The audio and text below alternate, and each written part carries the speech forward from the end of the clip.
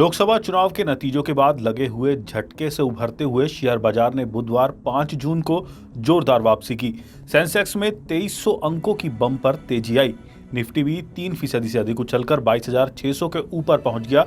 इसके चलते शेयर बाजार के निवेशकों की संपत्ति बस एक दिन में करीब 13 लाख करोड़ रुपए बढ़ गई। शेयर बाजार में चौतरफा तेजी का माहौल रहा।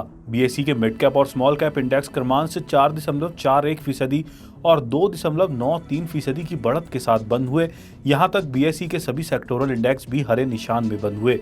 कारोबार के अंत में बीएसई सेंसेक्स 2303.20 अंक या 3.20% की भारी तेजी के साथ 72,089.05 अंक पर बंद हुआ।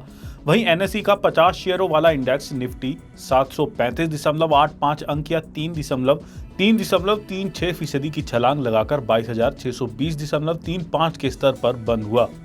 बीएसई में लिस्टेड कंपनियों का कुल मार्केट कैपिटलाइजेशन आज 5 जून को बढ़कर 407.79 लाख करोड़ रुपए पर आ गया, जो इसके पिछले कारोबारी दिन यानी मंगलवार 4 जून को 394.83 लाख करोड़ रुपए पर था। इस तरह बीएसई में लिस्टेड कंपनियों का मार्केट कैप आज करीब 12.96 लाख करोड़ रुपए बढ़ा है। 6 जून को कैसी रह सकती है बाजार की चाल? शेयर खान के रिसर्च हेड संजीव का कहना है कि पिछला कारोबारी सत्र बाजार के लिए थोड़ा चौंकाने वाला था। हालांकि अब जब यह स्पष्ट हो गया है कि भाजपा सत्ता में वापस आएगी तो बाजार में तेजी का रुख देखने को मिल रहा है। संजीव की राय है, शॉर्ट टर्म में ट्रेडरों को अपने पोर्टफोलियो में एफएमसीजी, फार्मा और आईटी जैसे डिफेंस शेयरों को शामिल करना चाहिए।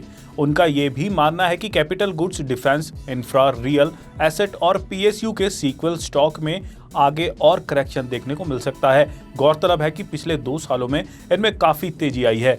अराला कैपिटल के सीनियर वाइस प्रेसिडेंट करण तौरानी का कहना है कि निवेशक अब एफएमसीजी जैसे शेयरों पर दाव लगा रहे हैं, क्योंकि इनका चुनावी परिणामों से कोई संबंध नहीं है।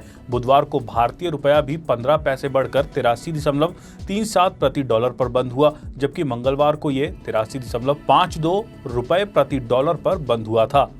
जियोजीत फाइनेंशियल सर्विसेज के रिसर्च हेड विनोद नायर का कहना है कि भारतीय बाजार में आज चौतरफा खरीदारी देखने को मिली। फिर से एनडीए की सरकार बनने की संभावना मजबूत होने के साथ ही देश में राजनीतिक स्थिरता सुनिश्चित दिख रही है। अब बाजार की नजर सरकार के गठन और आगामी आरबीआई नीति बैठक पर रहेगी। बाजार को आरबीआई के नीतिगत रुख में किसी भी बदलाव की उम्मीद नहीं है। बाजार को खाने पीने की चीजों की महंगाई बढ़ने और सरकारी खर्च में बढ़त की उम्मीद है, जिसके कारण एफएमसीजी शेयरों में जोरदार तेजी आई है। निफ्टी में आज तेज रिकवरी देखने को मिली है। इस उछाल में निफ्टी 21,786 पर स्थित अपने 100 डे मूविंग एवरेज को हिट करता दिखा है। निफ्टी आज अपने 21 डे ईएमए से ऊपर बंद हुआ था। तेजी या मंदी को पकड़ने के लिए अहम लेवलों पर नजर रखना जरूरी है। अगर निफ्टी अपने 21 डे ईएमए या 22,500 से ऊपर बना रहता है तो गिरावट पर खरीदारी की रणनीति अपनाने की सलाह होगी। वर्तमान में निफ्टी के लिए 22,400 पर सपोर्ट दिख रहा है, जबकि 22,800 निफ्टी इंडेक्स के लिए तत्काल रेजिस्टेंस के रूप में काम करता दिखेगा।